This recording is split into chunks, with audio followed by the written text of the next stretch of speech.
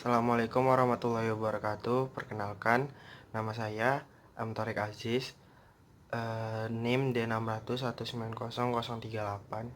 Di sini saya akan menjelaskan tentang programmer komputer yang saya pelajari selama semester ini, yaitu khususnya pada praktikum. Yang pertama, modul 1. Di sini saya akan menjelaskan beberapa.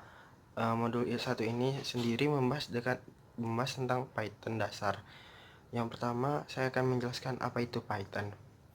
Python adalah bahasa pemrograman tingkat tinggi atau high level programming language berjalan dengan sistem interpreted dan bisa dipakai untuk berbagai jenis tujuan atau general purpose. Suatu bahasa pemrograman tingkat tinggi merujuk ke level kedekatan sebuah bahasa pemrograman ke kode-kode listrik yang dipakai di komputer. Sebuah bahasa pemrograman disebut sebagai bahasa pemrograman tingkat tinggi atau high level programming language karena perintah atau kode dari program yang dipakai mirip dengan bahasa Inggris atau bahasa manusia sendiri. Kemudian saya akan menjelaskan tentang kelebihan dan kekurangan dari penggunaan Python sendiri. Yang pertama, kita akan bahas tentang kelebihannya dulu. Kelebihannya antara lain satu, library yang banyak dan luas. Python ini memiliki library yang luas dengan berbagai beragam modul yang siap untuk digunakan. Di dalamnya terdapat kode-kode keperluan yang bisa dipakai dan untuk keperluan reguler seperti membuat database, CGI, expression, documentation generation, dan masih banyak lagi. Yang kedua ada meningkatkan produktivitas developer. Kenapa? Karena pada Python ini bahasa yang sederhana serta library yang luas dapat membuat development menjadi lebih produktif. Kemudian ada mendukung IoT. Python mendukung Internet of Things atau IoT dengan sangat baik. IoT sendiri merupakan teknologi yang dapat menghubungkan benda-benda di sekitar kita ke dalam sebuah jaringan, menghubungkannya dengan satu dengan yang lainnya. Kelebihan yang terakhir yaitu embeddable. Kenapa? Python itu dapat kita tanamkan atau kita sematkan, meletakkan kode Python ke dalam suatu bahasa yang lain seperti C++. Kemampuan ini memungkinkan kita untuk menambahkan kemampuan skripsi ke dalam bahasa lainnya. Kemudian kita akan membahas kekurangan dari bahasa pemrograman Python. Yang pertama itu adalah eksekusi yang lambat. Kenapa? Karena Python merupakan bahasa interpreter yang bekerja dengan menggunakan complementer. Ketika dijalankan, Python akan bekerja lebih lambat jika dibandingkan dengan bahasa lainnya. Kemudian ada lemah dalam komunikasi mobile. Karena bahasa ini lebih cocok digunakan untuk platform dan server, tetapi lemah untuk komunikasi mobile. Penggunaan Python kurang cocok untuk mengembangkan ponsel dan mengembangkan game. Kemudian ada kesalahan runtime. Python diketik secara dinamis sehingga Anda tidak perlu mendeklarasikan tipe variabel saat menulis kode. Meskipun ini memudahkan development selama pengodean, namun meningkatkan terjadinya kesalahan saat runtime.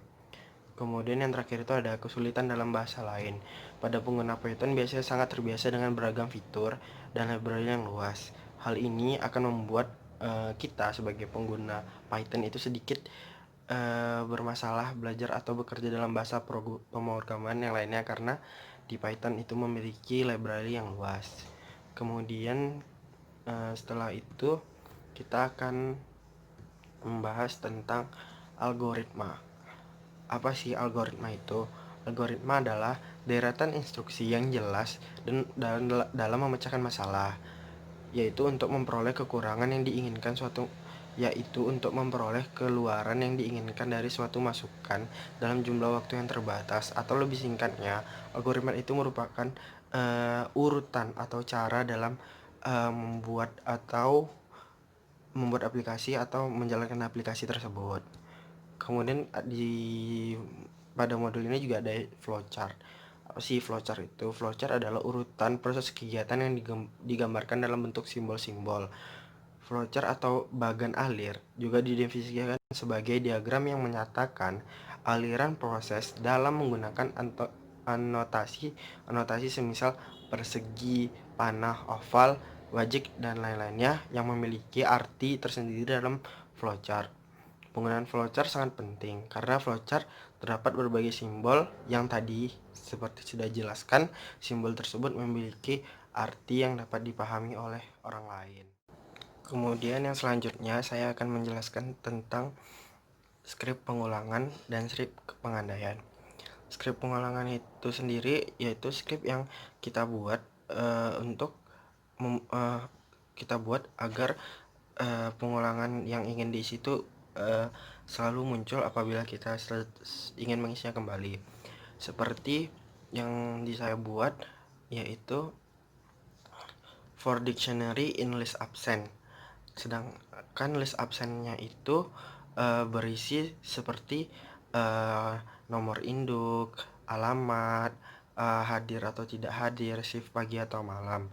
Nah, dengan kita memasukkan pengulangan ke for dictionary in list absent ini, nantinya setiap kita setelah melakukan satu data, menyelesaikan pengisian satu data, kemudian kita ingin mengisi lagi dengan menekan enter, kemudian pengulangan tersebut akan muncul kembali seperti yang pengulangannya itu seperti nama, NIM, alamat, nomor pekerja, shift malam atau siang, seperti itu. Kemudian yang kedua itu ada pengandaian. Pengandaian ini yaitu dibuat seperti kita mempertanyakan sesuatu yang akan mempunyai beberapa jawaban. Nah, seperti yang saya buat yaitu that sama dengan input apakah semua karyawan yang hadir tepat waktu, Y atau N. Kemudian kita print. Jika menjawab Y, maka program selesai dan semua karyawan tepat waktu. If itu kita menulis kodenya dengan if that dot lower tutup kurung buka kurung sama dengan kutip Y. Kemudian kemudian kemungkinan kedua itu ada elif that dot lower buka kurung tutup kurung sama dengan 2 kali buka kurung N. Nah, ini berarti kita menjawab pertanyaan dengan jawaban N atau tidak, maka nanti nanti program akan memproses bahwa karyawan tidak tepat waktu, seperti itu. Dan ada lagi seperti contohnya ini, masukkan nomor alamat kantor. Nah, di sini kita memakai tiga kemungkinan yang bakal terjadi. Seperti kan pada programnya masukkan nomor alamat kantor ya atau tidak. Ketika kita menekan ya, di sana kita harus memasukkan nomor alamat. Jika benar, berarti kita akan membuat datanya if nomor sama dengan nomor underscore alamat. Apabila benar, data disimpan. Kemudian else, print data error itu apabila kita salah memasukkan nomor. Nah, ketika salah itu kita menulis programnya else (2) print data error, maka nanti yang keluar maka data error. Kemudian kemungkinan yang 3 ada elif data dot lower tutup kurung buka kurung tutup kurung sama dengan 2 kali kutip tidak print nomor salah. Itu apabila kita menjawab tidak, berarti otomatis kita tidak menulis nomor dan mereka akan mengeprint nomor yang kita tulis salah. Oke, selanjutnya kita masuk kepada modul 2 yaitu Python GUI dengan PySet 2. Sebelum itu kita harus mengetahui apa itu GUI. GUI merupakan grafik user interface yang disingkat dengan DGUI. Dalam bahasa Indonesia, GUI disebut dengan antarmuka pengguna grafis atau disingkat dengan APG. Dengan kata lain, antarmuka pengguna grafis APG adalah bentuk terjemahan Inggris ke Indonesia dari graphic user interface atau GUI. GUI merupakan antarmuka atau tampilan pada teknologi, khususnya teknologi informasi. Dengan GUI ini, sebuah perangkat dapat digunakan melalui visualisasi grafis. Antarmuka visual GUI seperti tombol-tombol menu, widget, atau icon yang ada monitor atau layar get. GUI merupakan salah satu cara penggunaan untuk berinteraksi dengan menggunakan teknologi, menghapus, menghidupkan, memindahkan, membuat, dan menutup adalah bentuk visualisasi dari GUI. Setelah itu, selain GUI, di sini kita menggunakan PySide. PySide 2 merupakan library Python yang memungkinkan kita untuk membangun aplikasi GUI dengan memanfaatkan Qt Fireworks atau Fireworks Desktop GUI yang ditulis dengan bahasa C++. Pada modul 2 ini, GUI dengan PySide 2 ini kita membuat aplikasi yang merupakan suatu ide dalam pembuatan aplikasi ini menggunakan kalkulator, atau khususnya pada modul ini kita membuat suatu program yang berkaitan dengan kalkulator. Nah, program ini kan terdiri dari berbagai widget-widget yang kita gunakan, antara lain radio button ataupun push button yang selalu digunakan. Ada line di mana kita tempat untuk menuliskan. Radio button itu suatu button yang digambarkan dengan bentuk lingkaran yang berfungsi untuk mengklik seperti radio. Maka ketika kita akan mengklik itu akan muncul seperti checklist atau tanda hitam yang memenuhi radio atau lingkaran yang awalnya kosong. Apabila kita mengklik, dia akan memenuhi. Kemudian ada push button yang selalu digunakan juga. Push button ini yaitu suatu tombol yang apabila kita tekan akan membawa kita ke suatu tempat atau suatu fungsi yang kita gabungkan dengan push button tersebut. Nah, seperti pada program yang dibuat ini, yaitu yang program yang saya buat itu merupakan daftar mobil beserta harganya. Nah, ketika kita memasuk kepada menu daftar mobil, kemudian di bagian bawahnya kita akan menemukan tombol menu utama. Nah, apabila kita mengklik menu tersebut, maka dia akan menghubungkan kita kepada menu utama kembali. Nah, kalkulator di sini yaitu di mana setiap mobil yang kita pilih nantinya itu sudah memiliki harga tersendiri. Itu diatur dalam widget yang bernama combo box. Nah, combo box ini di mana dia seperti satu line itu. Apabila mengklik, dia akan mengisi line berikutnya atau line selanjutnya, seperti jenis kendaraan ini. Kemudian ada scroll bar, yaitu di mana widget ini berisi tentang seperti layaknya warna. Misalnya kita membuat warna mobil. Nah, apabila kita mengklik scroll bar ini, nanti dia akan menunjukkan warna-warna yang tersedia apa saja. Nah, di situ kita bisa mengklik. Nah, pada pembuatan kalkulator ini kita menggunakan berbagai macam fungsi atau widget yang kita gunakan juga. Pertama, kita kan membuat konten yang dimana nanti setiap bar itu memiliki judul seperti jenis mobil, merek mobil, jumlah unit, dan biaya estimasi. Kemudian kita membuat combo box, line box, pin box, line edit. Itu tuh sesuai dengan yang kita butuhkan. Kemudian kita mengisi layer-layer tersebut.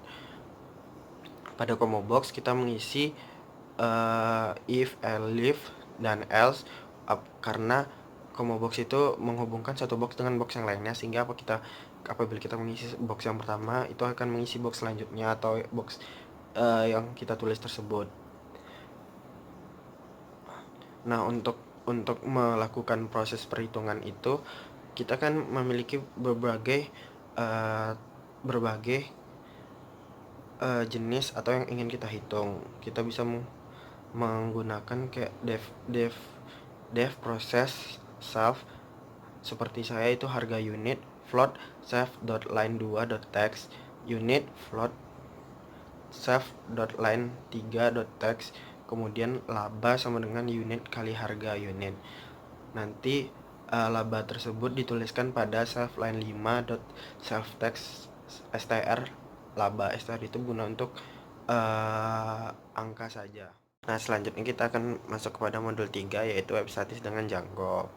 Nah, pada bab ini atau pada modul ini kita akan membuat web dengan bantuan dari Django, yaitu penghubung dari Python dengan web. Nah, di sini kita tidak lagi memakai IDLE ataupun yang lainnya, tapi kita menggunakan Sublime. Nah, pertama itu kita membuat projectnya itu yang dimana kita membuat pada Sublime. Nah, Sublime ini kita mengedit semuanya seperti layaknya di Python. Nah, bedanya nanti kita akan menggunakan suatu penyambung, yaitu untuk menyambungkan antara Sublime dengan web, yaitu web seperti aplikasinya ini. Nah, aplikasi ini juga diedit dalam pada Sublime. Sublime ini sama seperti dengan Python, yaitu sebagai tempat pembuat script atau tempat kita mengedit scriptnya. Kemudian perbedaan nanti terjadi ketika kita ingin memasukkan script tadi ke web atau aplikasinya. Itu kita memerlukan yang namanya HTML. HTML ini kita bisa membuat dengan di Sublime dengan menambahkan new folder dengan nama file kemudian .html. Nah, HTML ini kita akan menulis proses yang akan memanggil semua atau apapun yang telah kita buat di Sublime tadi. Nah, kemudian untuk mengeditnya itu kita menggunakan CSS, yaitu suatu script atau suatu template yang kita gunakan untuk mengedit atau memberi warna ataupun apapun untuk mempercantik aplikasi atau webnya itu. Namun kita perlu membuat file CSS ini dengan membuat file baru seperti pembuatan HTML. Cuman bedanya dia nama file .css. Nah, CSS ini kita masukkan di HTML dengan memanggil CSS tersebut. Nah, kemudian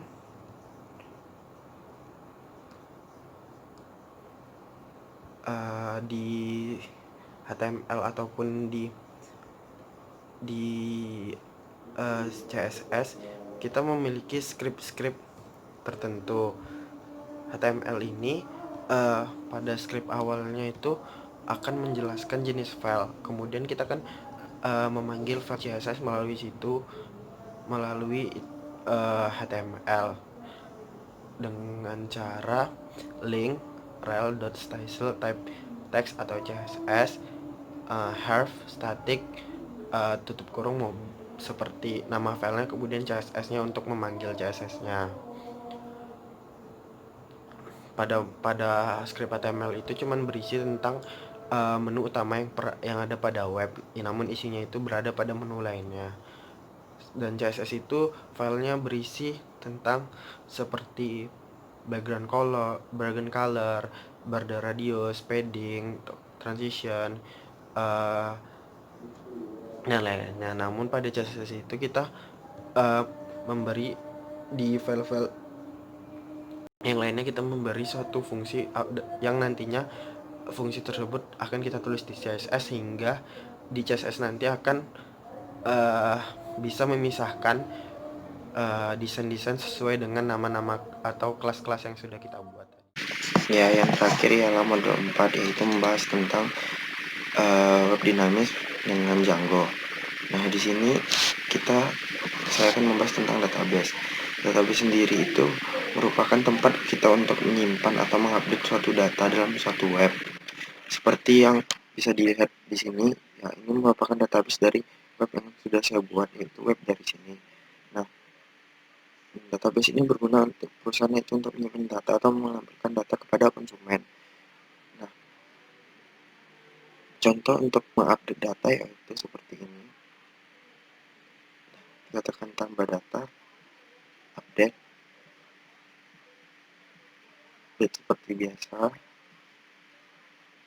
Kemudian kita post, dibaca oleh sistem, akhirnya muncul, kemudian kita bisa update. Seperti kita akan menukar nama kendaraannya, kita kirim lagi, kemudian diupdate lagi, akhirnya bisa dibaca, dihapus juga bisa. Nah, ini data sudah terhapus.